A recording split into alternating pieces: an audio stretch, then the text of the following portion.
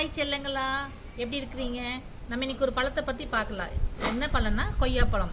நம்மளோட வாழ்க்கையில் அன்றாடம் பயன்படுத்தக்கூடிய பழம். விலை ரொம்ப கம்மியான பழம் தான், நம்ம சாப்பிட்லாம்.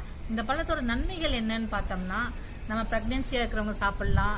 அதில் குழந்தைங்களும் சாப்பிட்லாம். வயசானவங்க எது மாதிரி எடுத்துக்கணும்னா, இந்த கொஞ்சம் நல்லா கனிஞ்ச பழமாக எடுத்துட்டு நம்ம மிக்சியில் போட்டு அரைச்சிட்டு கூட ஸ்பூன் போட்டு சாப்பிடலாம். குழந்தைங்களுக்கு அந்த மாதிரி கொடுக்கலாம்.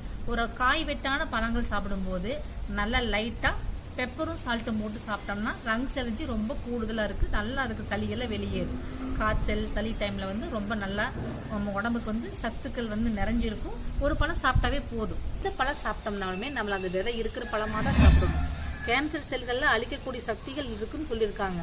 இதில் நிறைய vitamin A, B, C, D நிறைய இருக்குது. நிறைய விட்டமின்ஸ் இருக்குது. இதில் இல்லாத சத்துக்கள் கிடையாது. விலை ரொம்ப குறைவான பழம் தான் இது. தினமும் ஒரு பழம் எடுத்துக்கலாம். இது ரொம்ப நல்ல பழம்.